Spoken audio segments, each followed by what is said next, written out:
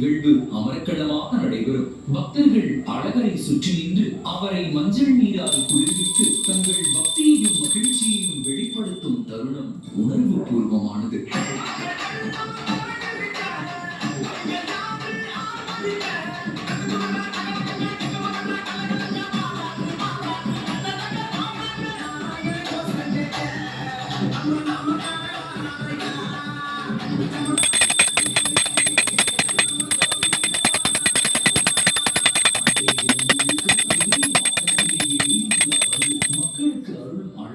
மறுநாள் காலையில் வண்டியூரில் சேஷ வாகனத்தில் காட்சி தந்து தொடர்ந்து கருட வாகனத்தில் புறப்பட்டு தீரூர் மண்டபத்தில் மண்டப மகரிஷிக்கு முக்தியளிக்கும் நிகழ்வினை எடுத்து இரவில் ராமராயர் மண்டகப்படியில் தசாவதார காட்சி நடத்தப்படும். மச்சாவதாரம், கூர்மாவதாரம், வாமனாவதாரம், கிருஷ்ணாவதாரம், ராமாவதாரம் என பல அவதாரங்களில் அவர் காட்சி தருவதை காண நாம் புண்ணியம் செய்திருக்க வேண்டும். இவ்விழாவின் ஒவ்வொரு நாளும் பக்தர்கள் அழகருக்கு நேர்த்திக்கடன் செய்யும் முகமாக